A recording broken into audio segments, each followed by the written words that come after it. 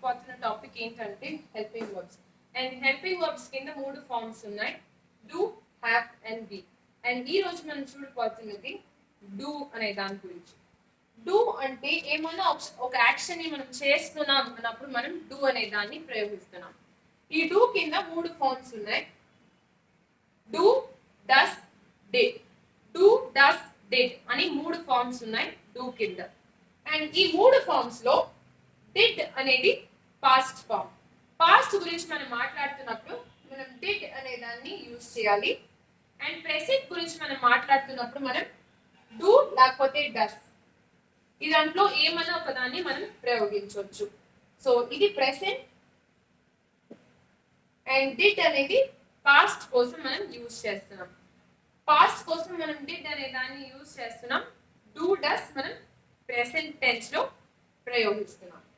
And ఈ present tense లో do అనేది ఎక్కడ రావాలి, డస్ అనేది ఎక్కడ రావాలి. డూ అనేది మనం ఎప్పుడు యూజ్ చేయాలి.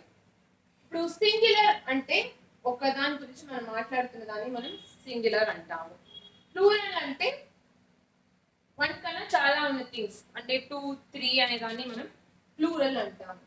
సో ప్లూరల్ గురించి మనం మాట్లాడుతున్నప్పుడు మన వర్బ్ లో ఎస్ ఉండకూడదు. సో ఈ ఒక్క రూల్ మీరు గుర్తుపెట్టుకోవాలి. ప్లూరల్ గురించి మనం మాట్లాడుతున్నప్పుడు వర్బ్ లో ఎస్ రాదు. Plural nouns take verb without S. Plural noun అంటే వర్బ్ మైనస్ ఎస్. సింగులర్ ఉన్నప్పుడు వర్బ్ లో ఎస్ ఉండాలి. ఓకే, సింగులర్ ఉంటే వర్బ్ లో ఎస్ తప్పకుండా ఉండాలి. Singular nouns will always take verb with S. Verb S తో పాటు రావాలి సింగులర్ అంటే. ప్లూరల్ ఉన్నప్పుడు వర్బ్ లో ఎస్ రాకూడదు. సో ఈ రూల్ మీరు ఇక్కడ అప్లై చేస్తే సింగులర్ వస్తున్నప్పుడు మనం డస్ట్ అనే దాన్ని యూజ్ చేస్తాం. సింగులర్ అన్నప్పుడు ఏ మీనింగ్?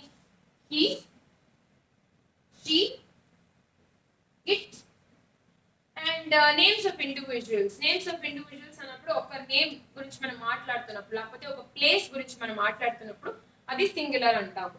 అలా సిచ్యువేషన్స్ లో కూడా మనం డస్ అనే దాన్ని యూజ్ చేయాలి. For example Sasi, Chennai.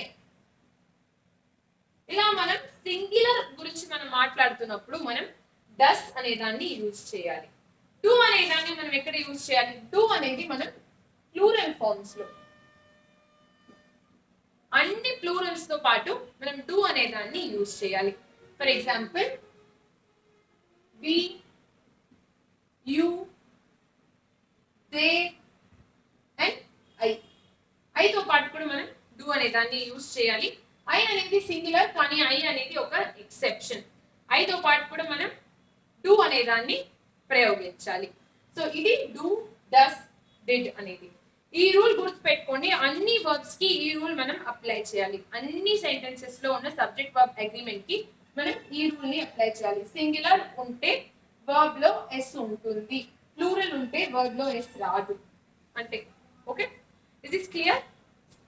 అంటే ఈ కాన్సెప్ట్ మీరు తప్పకుండా గుర్తుపెట్టుకోవాలి. అండ్ డూ అనే దాన్ని మనం ఎక్కడ యూజ్ చేయాలి అంటే, నేను ఈ పని చేస్తున్నాను, చేస్తున్నాను అనే దాంట్లో మనం డూ అనే దాన్ని ఇంగ్లీష్ లో ప్రయోగిస్తున్నాం. For example I do the work, he does the work, they did the work.